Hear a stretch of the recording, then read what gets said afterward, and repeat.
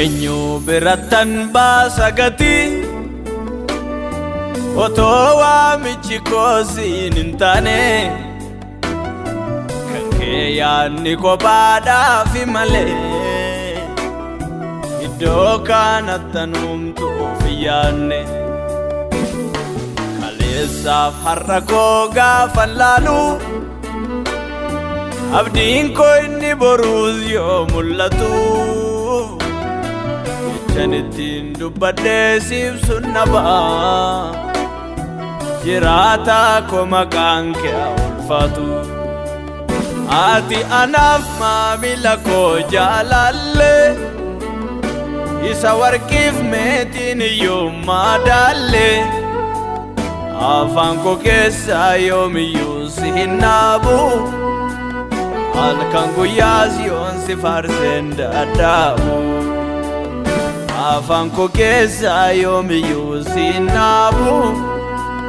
har'a boruu yoon si faarseen dadhabu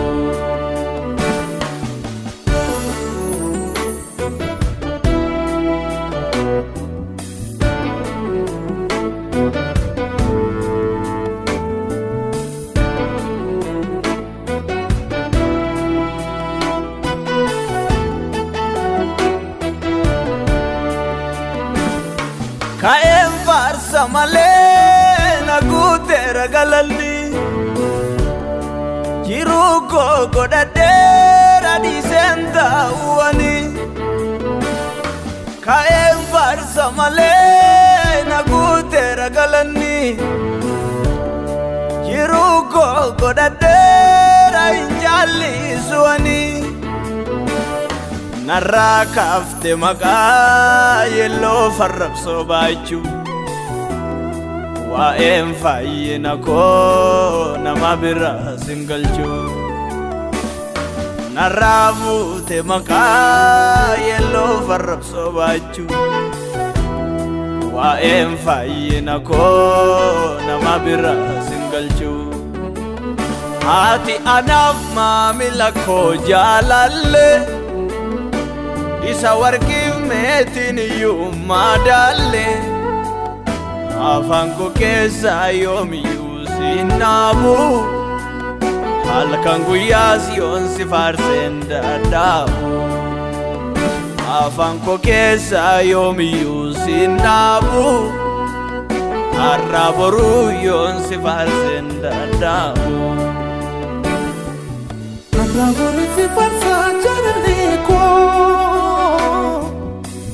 Bonsi farsa jalaleko Arra bonsi farsa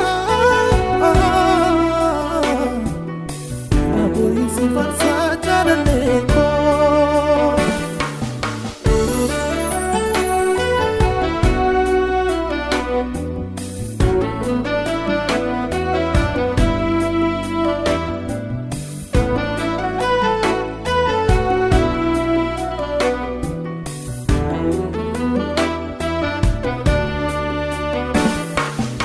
otoon akka hojii kootti argadhee ijji nan argamsiisu nan baasu si godhe Yesuus yaa galatu akkaan na baddeetoo si faarsu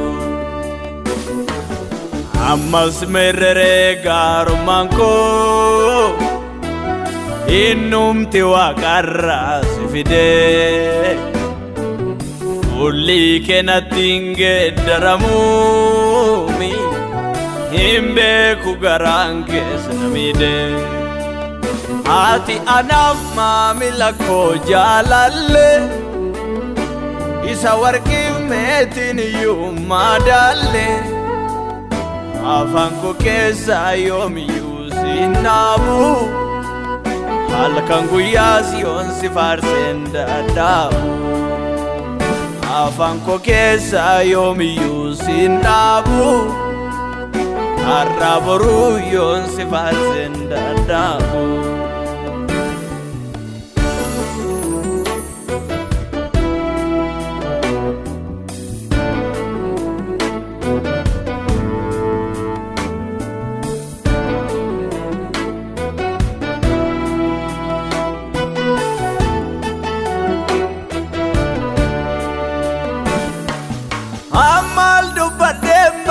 kanke